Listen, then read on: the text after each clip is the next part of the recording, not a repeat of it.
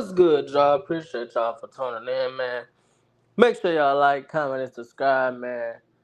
So more people could join our movement, man. We on the road to 3,000 subscribers. And we lit, man. We gonna get straight into it, man. Aftermath of Gervonta Tank Davis and Lamont Roach, man. I was thinking real critical about it after the fight. And I think it was like 12 o'clock where I was at. I'm thinking, man, I'm like, bro, Tank, I don't know, man. It was just something that was like, Keyshawn Davis will stop Tank. He will knock him out. And I don't know why I kept thinking that. I don't know why I kept thinking that, but I was like, man, was BoMac right, bro? Was BoMac right? So I'm gonna break it down for y'all how I started thinking about it after I saw Keyshawn Davis versus Lamos.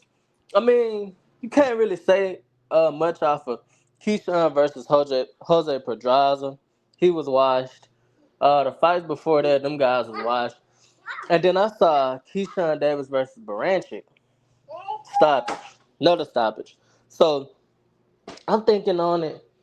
I'm like, damn. I heard BoMac say Gervonta Davis, he just a basic fighter with a lot of power. Basically, people always, get scared when they up against Tank because he got power. I made videos. I was like, man, BoMac tripping, BoMac tripping. I never thought I'd hear BoMac say something like this because I compared Tank to fighters like Inoue, Terrence Crawford, people who can box. They super skillful, but they also got that eliminator, man. They could get you out of here at any point, any moment in the fight. So I was like, damn, I can't believe BoMac would say something like this, right? Until Lamont Roach versus Tank happened. I'm watching, I'm constantly looking. Uh, First few rounds, nothing really happened, man. It wasn't too much, but we all know that about Tank. Round 5, 6 happened. We see Lamont Roach, man. He's sitting in the pocket, uh, making Tank miss. I'm like, what the hell? Like Tank, even if he do land clean, he's not hurting Lamont Roach. Lamont Roach walking through him. And it's like the more and more and more that fight kept going on, Tank is getting frustrated.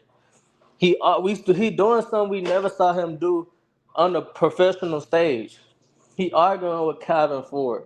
He arguing with Barry Hunter. He arguing with his corner. We never saw him do stuff like this. He hit Lamont in the chin with his shoulder, um, leaning on Lamont. He was doing some dirty tactics. And I never thought I'd see the day, Tank would do something like that. But that just showed me if he can't get you out of there, if he can't land that one shot, he began to get frustrated. He began to get desperate. He one of them guys, just like Terrence Crawford. That's why I say the comparison is always there for me. Because if you get a clean shot on Terrence Crawford, he want it right back. You get a good shot off on Tank, he want it right back. I saw that in this fight where Tank, he was getting countered. He normally the counter puncher. I saw Lamont Roach. It was the 8th round. Tank threw his. Lamont Roach rolled and it came back with a right and wobbled Tank. And I'm like, bruh, if that was Keyshawn Davis, Gervonta Tank Davis lights would have been out. Bruh, it was 3 or 4 different occasions in this fight, different rounds, where I saw Tank hurt. Like, visibly, like, bro, his leg's not there. Like, the only thing he could do was either clinch, resort to that high guard, or just I just try to throw something back. But Lamont, he even said it in the press conference. He don't like being uncomfortable. One way to beat Tank, make him uncomfortable, basically make him second guess his power. He a great boxer. He can box, technical, but I think he fell victim to his power. Um, with his last 5 to 6 fights, he walked Frank Martin down like it was nothing. At one point in the fight, he was walking around Garcia down. Uh, he was countering around Garcia, not total TKO him, knocked out Frank Martin. He was able to counter Hector Luis Garcia. He was able to have his way, and them guys wasn't strong enough to actually, you know what I'm saying, respond to his power. They, you know what I'm saying, they felt the power and they ran. They felt the power and they just couldn't take it. So my question is, I put out a TikTok about it, put out a YouTube short about it. Was BoMac right? Does Tank solely rely on his power now? Can Keyshawn actually stop him? I honestly think he can. That Lamar Rose showed me fight showed me a lot. Uh, Keyshawn on the bigger end of the 135 pounders. Uh, he's super big. Uh, he way taller than Tank. He got the longer reach. Um, and not only can Keyshawn take a punch, but he could give a punch. That's why I was thinking about it after the fight. I'm like, bro, Keyshawn was right.